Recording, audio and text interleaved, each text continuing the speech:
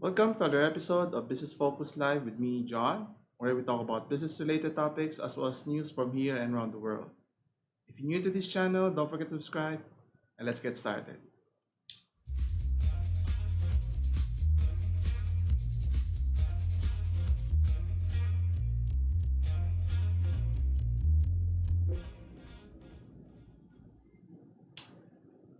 And we're back. Thank you again for joining me today. So it's the new year, but before we proceed with the year ahead of us, today we'll focus more on the year that it was 2020. So, what are some of the big news?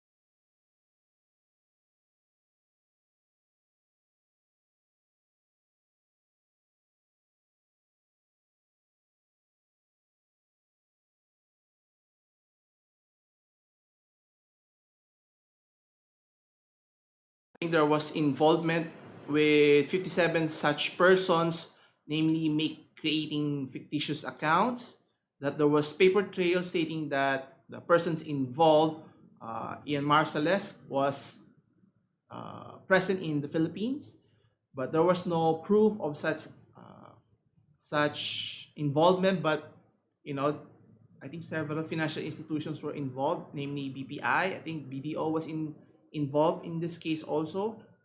So there were investigations that was being held, and even up to now, there's still questions as to the validity of the reports here. But the point of the matter here that it goes beyond to just one company, one country that is involved here. So we still have to wait and see what happens here. And the latest reports here that was mentioned that the person of interest here, Mr. Marcellus, if I'm correct, was hiding now in somewhere in Russia.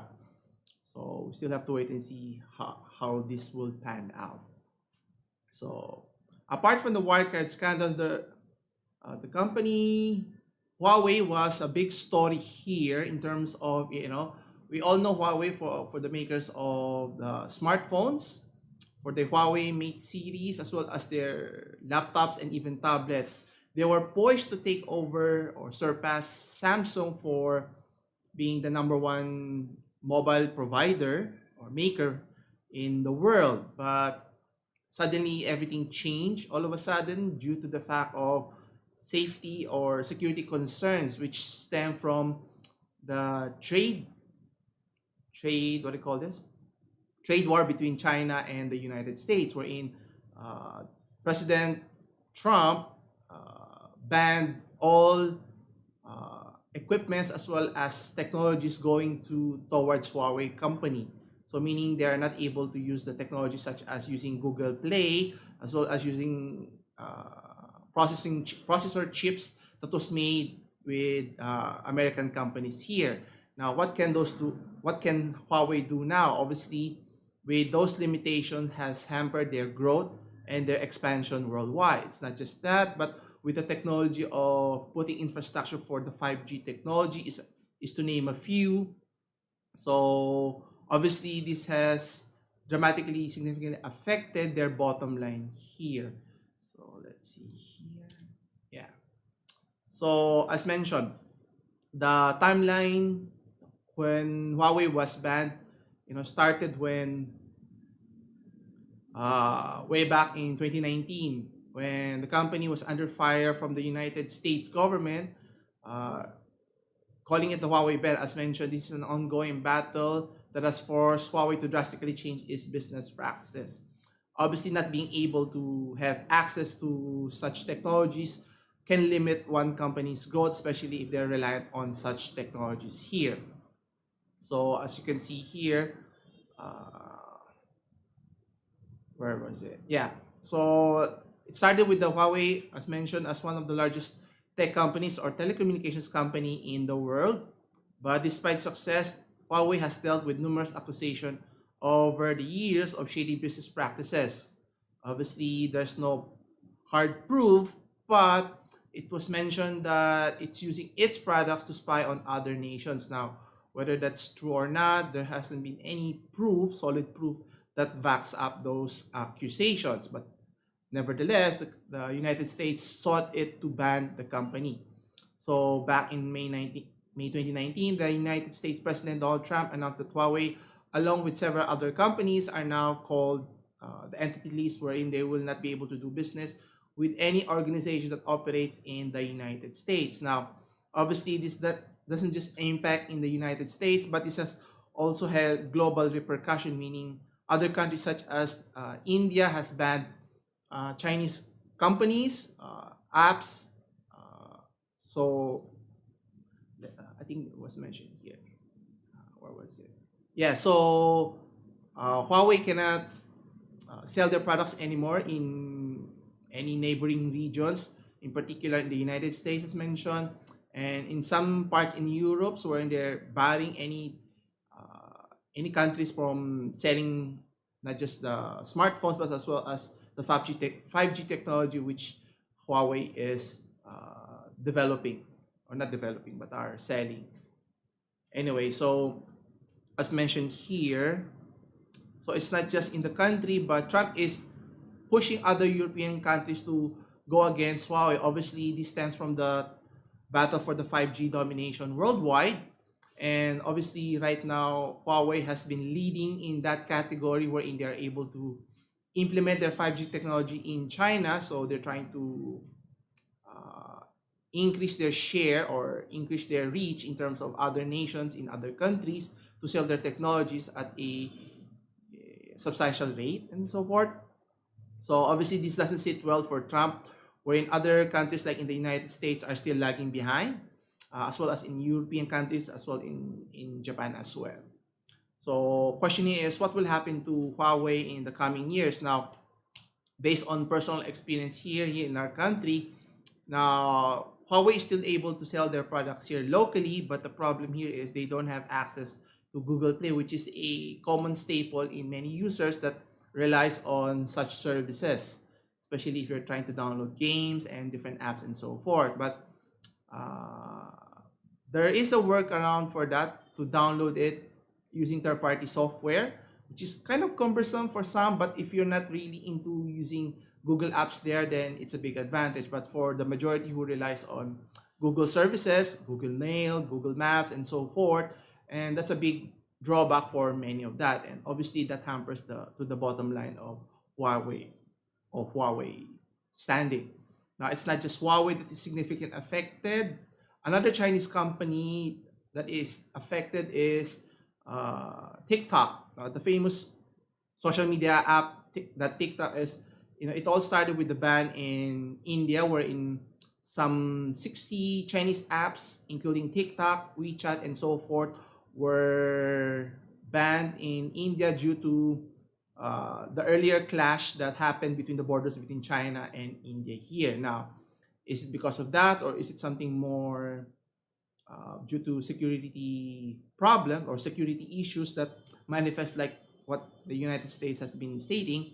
So let's see here. So obviously this will have a significant impact for many businesses who are trying to establish in the region, which is India. Obviously, India is a big market outside of China as well as the United States here. Now, what can the company do here? Should they, forego that market, which is a substantial amount?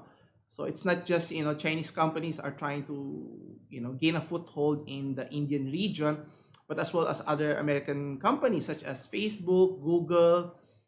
You also have Amazon trying to name a few, as well as Walmart. Obviously, the Indian market is very enticing and very appealing with some, hundreds hundreds of millions of users from the different platforms that are available to them. So it's not just banning them. Obviously, another report stated that even though Trump has been pushing for TikTok to be banned, well, that's still in limbo up to now. Now there have been reports of the company being sold off as a different company. From There were rumors that Microsoft was in talks, then there was Walmart, then now it was stated that Oracle is interested to buy a portion of TikTok, which is a global, what do they call it, a separate company outside of ByteDance, which is TikTok here. So the question here is, will it be enough to appease the concerns that is in the United States here? So obviously TikTok is a very popular, very lucrative uh, application that many users are using, not just in the United States but also worldwide. Now, Walmart and Oracle are set to acquire a 20% stake in TikTok. Now, there have been confusion as to will this push through. There there was a deadline set by the president at the time, and it's now the new year. It's already 2021, and there's still no definite timeline whether they have the said companies have already acquired TikTok, or they're still in the process, or will it be blocked, for whatever reason it is. And as mentioned here, TikTok's global business is still in the process of, whether it would be sold or will it be blocked from being acquired from said company here. And what's interesting here, if you're TikTok, if you're ByteDance, should you sell your company to American interests here? Now, obviously, for the interest of prosperity, you do not want to divulge any technical algorithms that TikTok is using, but with Oracle's background in cloud technologies, they would be what do you call this, ideal partners. So they will not take over TikTok global, but they would be a sort of a gatekeeper in a sense to keep an eye on TikTok, whether they're doing their part, whether there's breach of security of personal information from their users as well here. So we still have to wait and see this year what happens here. So let's see. Now, next in our story here, speaking of technology, now obviously, one of the big news that was mentioned this year is all about Apple. Some good, some not so good. And one of the great news that was mentioned here is the release of their several key products here, from the iPhone 12 as well their latest MacBook Pro as well as the MacBook Air. So we'll start off with the the iPhone 12 here. So obviously, a lot of Apple users are excited to see a new release of their new product. Is it any better? Yeah, somewhat, right? But there are some big issues that are being mentioned here. So one of the key issues that was mentioned is, even though they've released a new product here, which is the iPhone 12, one of the main problems that was mentioned is there's not going to be a charger included in the box. Right now, they're stating that it's due to environmental purposes, so that they can save the environment, so they don't have to make a bigger box, so that you don't include the charger, that other users are using their existing charger, which is fine and dandy. But if that's the case, they're still selling the charger on a separate sale, but you still have to put it in a different packaging. And I don't know if that makes sense in terms of saving the environment, of reducing your carbon footprint in terms of wasting paper or cardboard box here. But obviously, one of the key issues that they forgot to mention or didn't mention in terms of why they ditched the charger is because with the implementation of 5G technology to their hardware cell phones, it's going to cost them a little bit more. So obviously, in lieu of that, they have to recoup their cost of production. So they did away with the charger now. It used to be that when you bought a brand new phone, you're given free headphones, free charger. Then they removed the headphones. You have to buy it on a separately, and then now they're removing the charger, which is doesn't make sense if you think about it. But it is what it is. Unless consumers clamor for those features, obviously companies will take advantage. And one of the exceptions that were the case is in, I think it was in somewhere in South America. I think it's in Brazil or Argentina. I forgot which country, but it was stated that they had to include the charger in the box. They cannot sell it separately. And I think kudos for those government for pushing for better consumer protection here. And it's not just the problem of their mobile phone, but in terms of their product of releasing the latest MacBook Air and the MacBook Pro.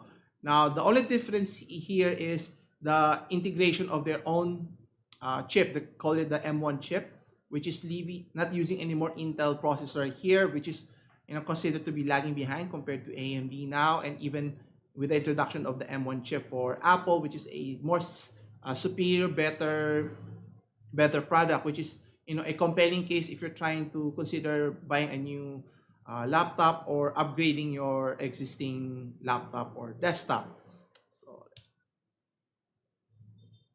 So as I mentioned here, now one of the key features here that was mentioned is the integration of the M1 chip here, and it's considered the world's best ultra portable, especially if you're a MacBook user here. And we've discussed it in previous discussion here, as I mentioned.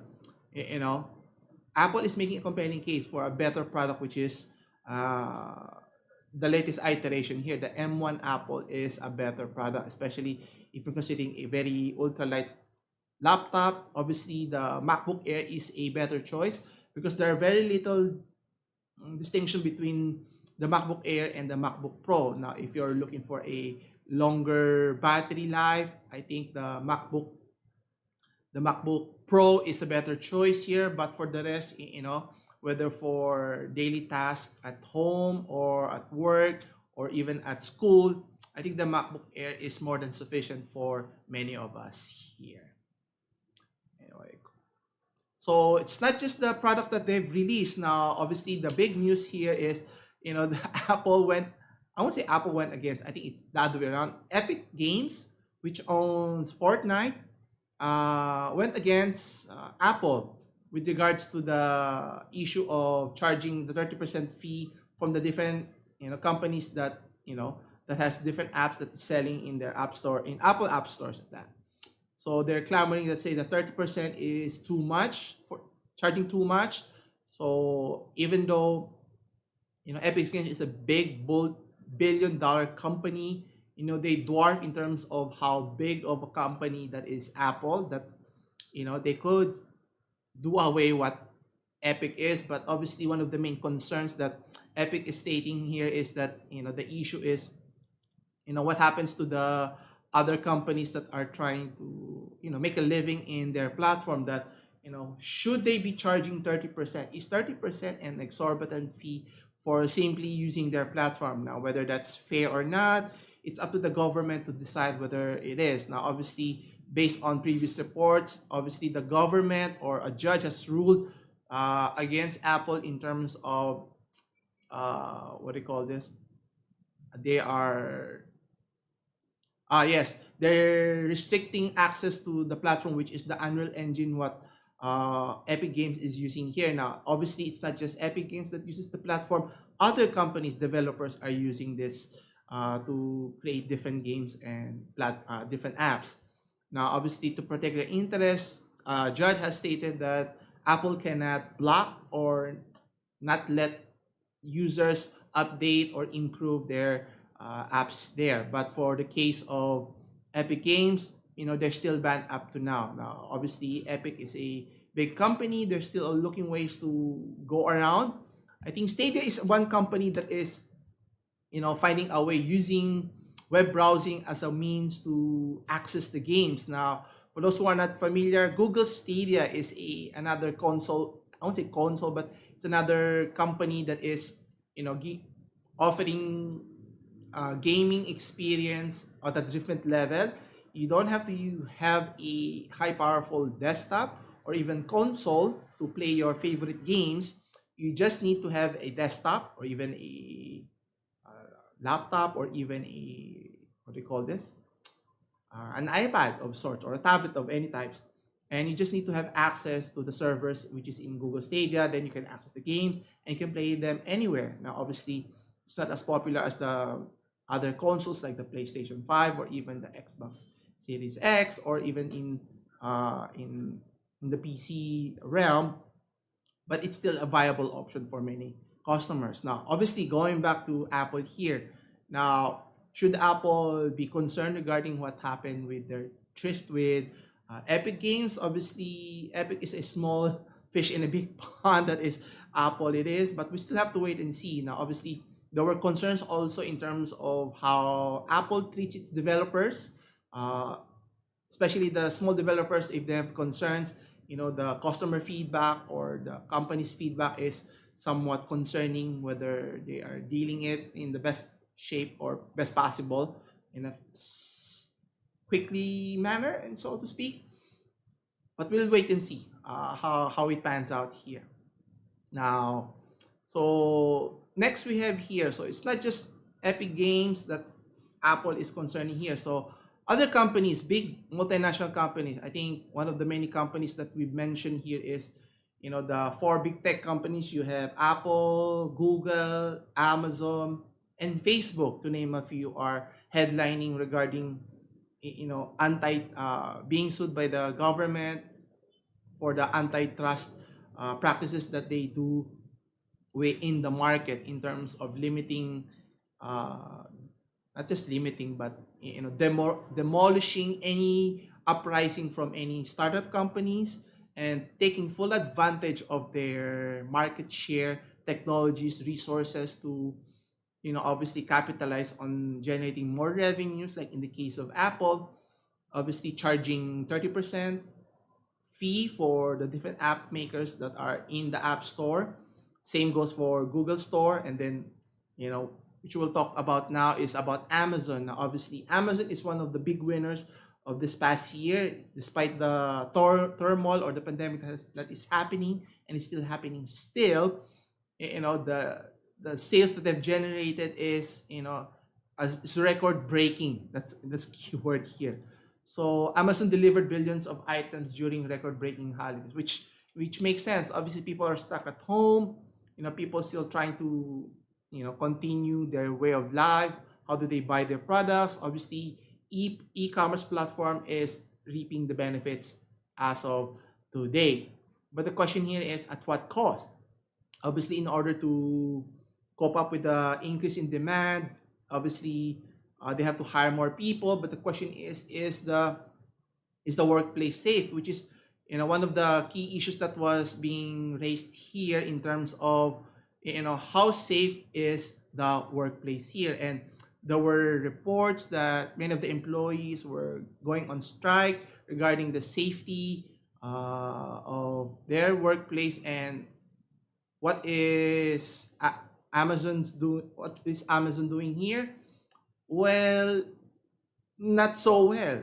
Based on the article, as in this case, Amazon's poor treatment of workers is catching up to it during the coronavirus crisis. Now, obviously, there have been negative reports about here. Now, according to Mr. Jeff Bezos, he is stating that they have a great culture in their company. Now, is that only applicable to top management, or does it trickle down to the rank and file employees, especially in the warehouse area where people are, in close proximity, those who are bagging and tagging and delivering your products and different products to your doorstep here.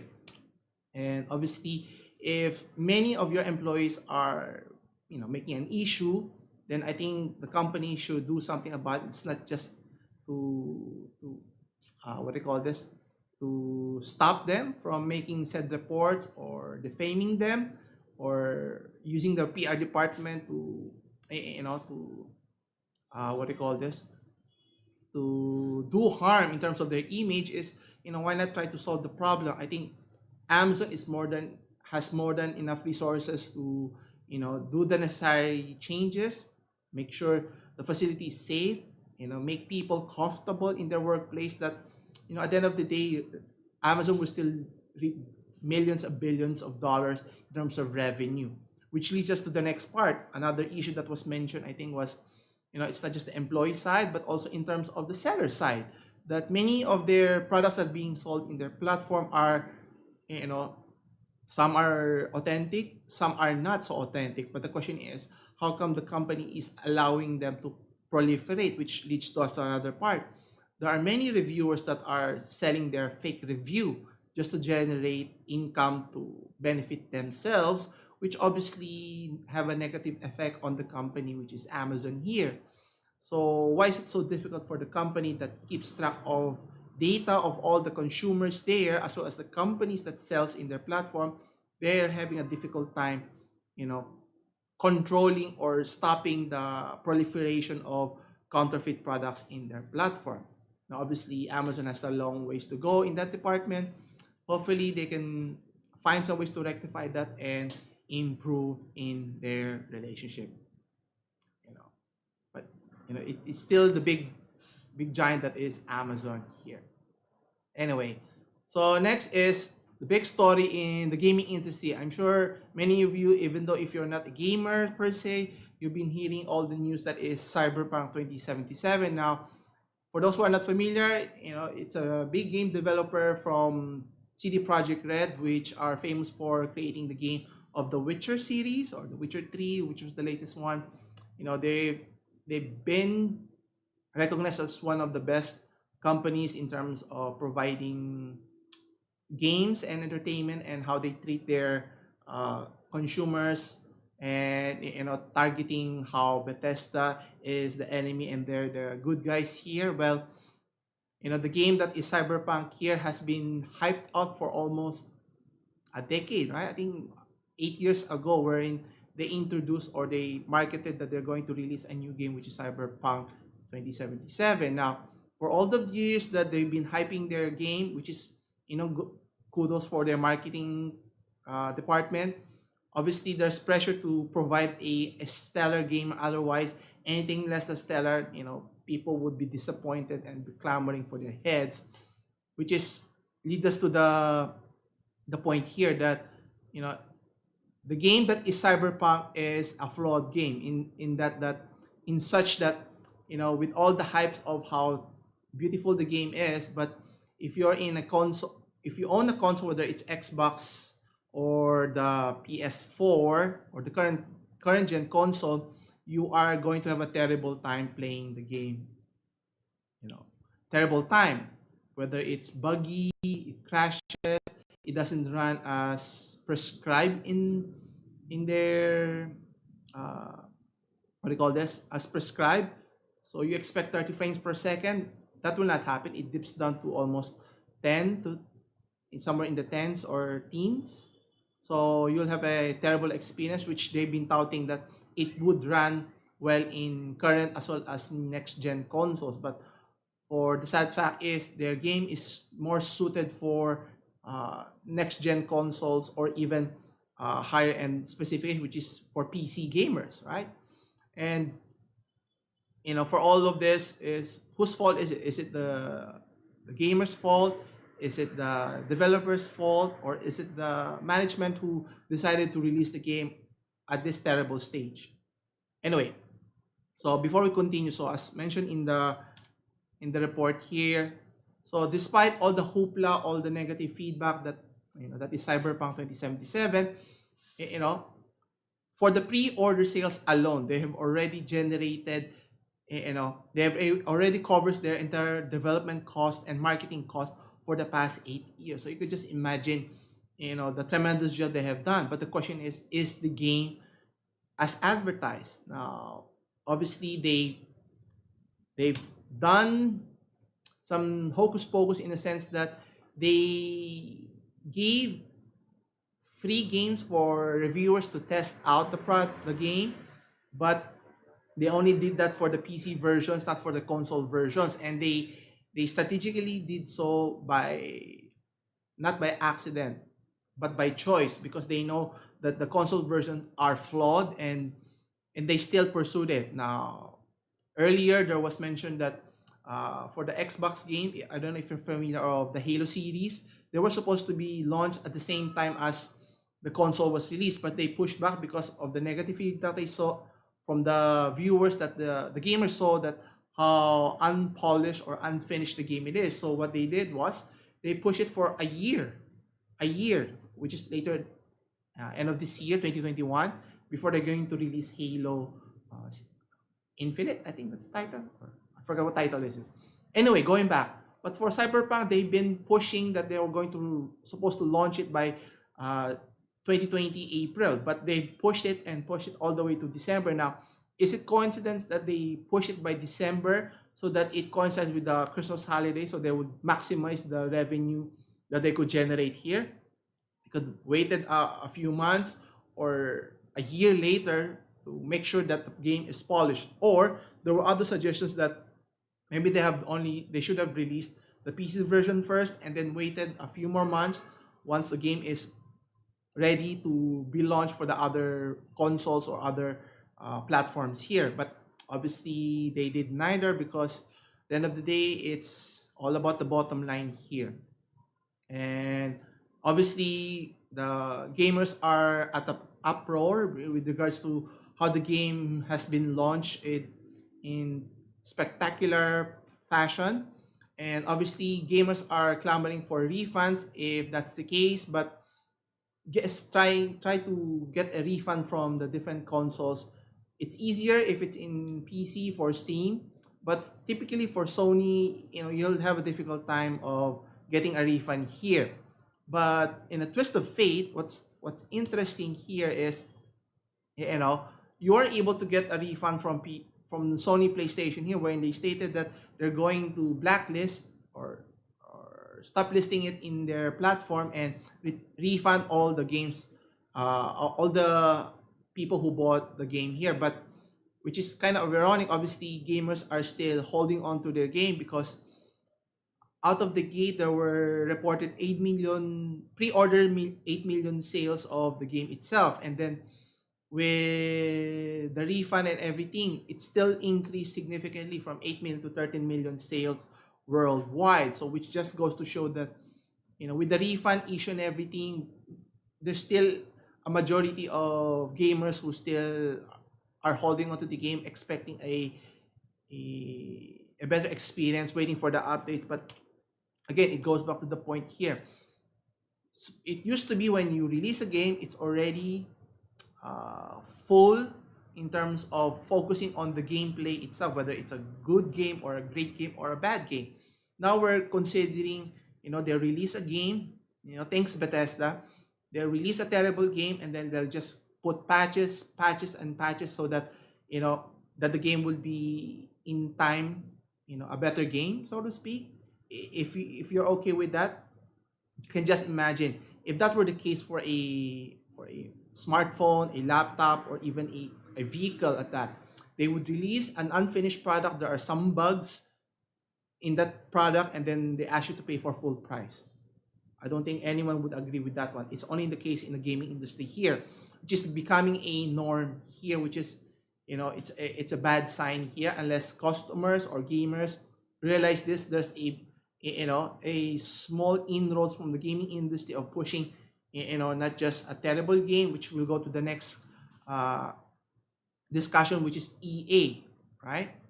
So EA is another big company, that's been in the news for some time for doing, what a company shouldn't be doing in the first place, right? Pushing for more revenue at any cost. And how do they do it? By capitalizing on loot boxes here. Now, it started with the Star Wars Battlefront, and there were significant pushback that they had to remove it. But in other games, especially in the sports title games, from FIFA, from NBA, from FIFA, what else? From Madden, then to what's the other game? I forgot. For let me see here. What's the other one? Yeah, for Madden, and then there's what's the other sport? Yeah, for the UFC, which is another game, right? But we'll talk about it in a bit.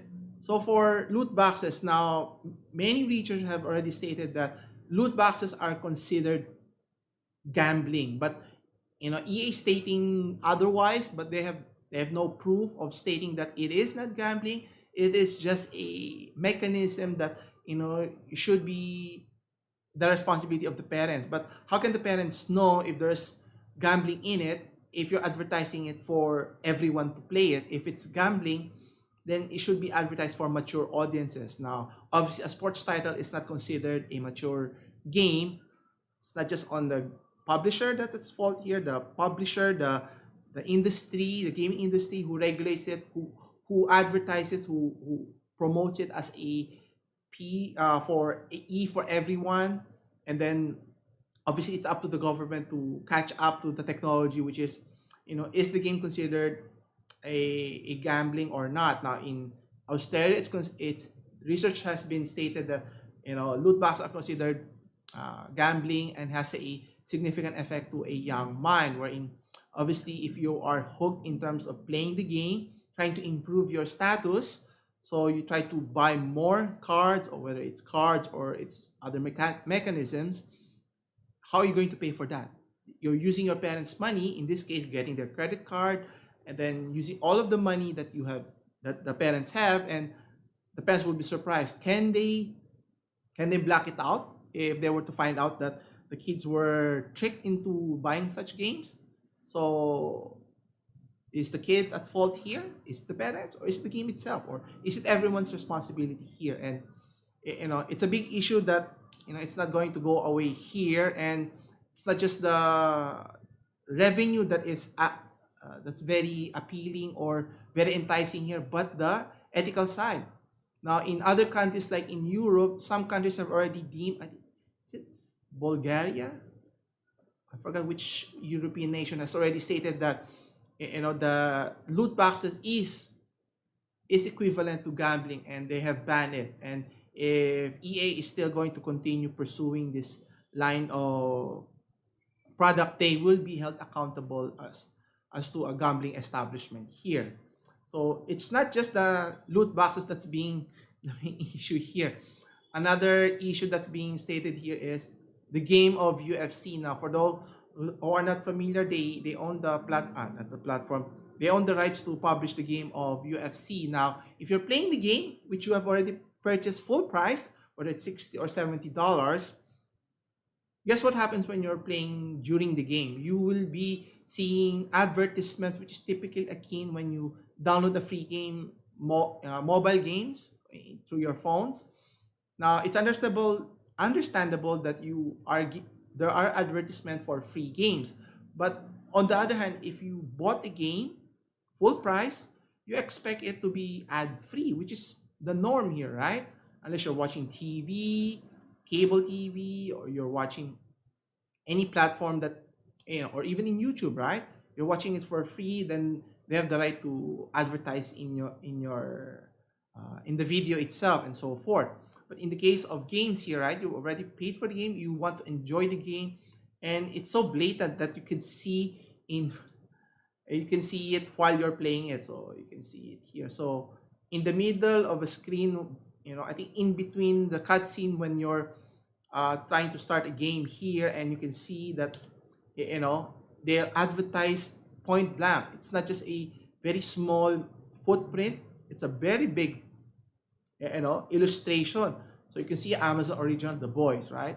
Now the TV series here at question here is not that bad. I've seen a few episodes of it, but the point here is, obviously Amazon took advantage of it, and the question is, why did EA allow it? And obviously, should the consumer be happy about it? And that's why there were backlash about it, and eventually EA pulled it out. But the question here is, they were testing the ground if whether consumers will be okay with it, because if no one complained about the situation here, then they would have allowed it. Because one more thing that they forgot to mention, when they released the game for reviewers to test it, they did not include this feature. It's right after it was released for the market, for the general public to play the game. That's when they installed it on the update and so forth. So that's how deceiving EA has been for some time now. Whether you want to patronize their games, I've been a loyal follower for their different games, different sports at that. So they own many of the licenses for the different games, different sports, which is kind of sad to see, especially for Madden. Why would they allow a company like EA to destroy? I won't say destroy the image, but take advantage of this. Now, obviously, for those sports team or sports leagues that license them to EA to produce the game, obviously they're paid in billions as well. So it's everyone's responsibility here. It's not just the gamers here, the publisher, the one who licenses the game. So NFL, you'll notice, UFC as well, and then obviously the government here, who needs to keep an eye on what is happening here. And technology will always keep on evolving, but the question of the matter here is, what will the government do here to improve or update its laws here that is appropriate for what the technology as of the moment here. So it's not just the game of UFC and the loot boxes that we mentioned. Kudos for EA for creating the worst game ever, which is Madden 2021. And for those who are not familiar, what is Madden 2021?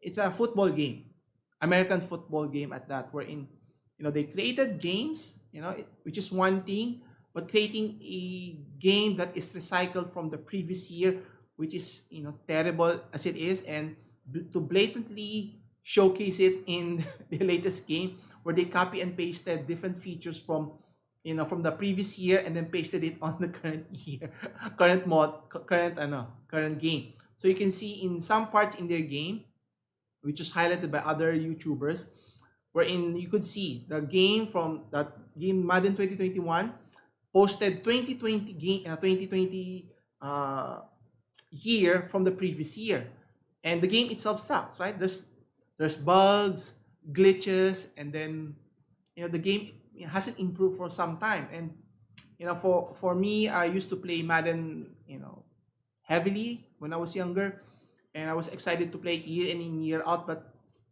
for every year that you're releasing a game, there's very minimal improvements or upgrades in terms of gameplay. Typically, you produce a game to provide significant improvement, enhancement, and experience for the gamers, right? So they release year in year out with little upgrades. They tend to improve only the roster, which is, you could do that with an update, free update, not buy a new game out of the box here. So again, whose fault is it? Now, I was duped into doing this, for some time. I bought, I think, 3 years in a row. So not just football, but basketball. So the NBA 2K series is another. But again, everyone has to be responsible. You have to see through what EA has been doing, pushing out game year after year.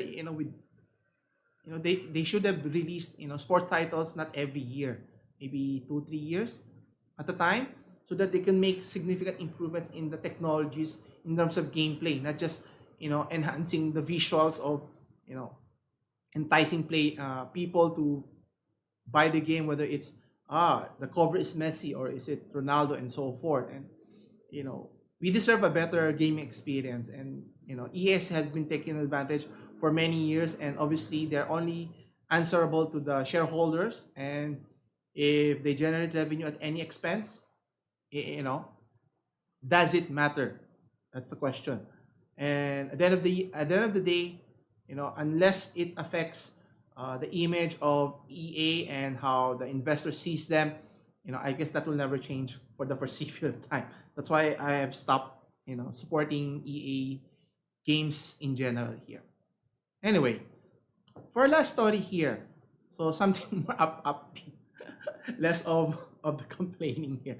Anyway, so speaking of the year that was, now obviously there were many stories that we were not able to discuss. I think one of my favorites here is, if you remember, Bosses Dynamics Spot the Dog. And that's a very interesting technology. Actually, there was a new release of a video. They were dancing. I forgot what the song is, but you can check it out. So one of the brighter spot that was supposed to be, if the pandemic that didn't happen last year, was, are you familiar with the Universal Studios theme park in Tokyo? Not Tokyo, in Osaka, Japan. They have several theme parks. One of their more popular themes is the Harry Potter theme, right? Which I've been there. It's very lovely. Everyone should visit it if you get the chance. And they were supposed to introduce a new theme last year, Super Nintendo theme. Actually, it's more like Super Mario theme. And Mr. Shigeru Miyamoto, which is the maker of who created Super Mario, introduced the new theme, right? So it's kind of exciting. So if people are interested or haven't been to Japan or haven't been to Osaka or haven't been to Universal Studios, and if you have the chance to visit it in the near future, whether this year or next year or in the years to come, then you should visit it. And if this video doesn't compels you to visit it, especially for adults who grew up with Super Mario when they were growing up, even now, you will be astonished as to how they created the place, which is Super Nintendo Land slash Super Mario Land. So let's take a closer look here. So as mentioned, they opened a new theme park. It's called Super Mario. So if you can see here in the picture here, that's an actual theme park, right? It's not digitally enhanced. It's an actual theme park within Universal Studios. So as you can clearly see here, I'm sorry, or was it? So as you can clearly see, it showcased the entire theme park. So let me show you here. Let's turn on the video. So you can clearly see here, it has different parts, right? So you can see, trees, the coins, the mushroom. You can see Bowser Castle at the back here, which we'll discuss in a little bit. So let's try and play this here. So let's skip this part. So it's called Super Nintendo World, which is kind of ironic. If it's Nintendo, they should showcase different games, characters from the Nintendo.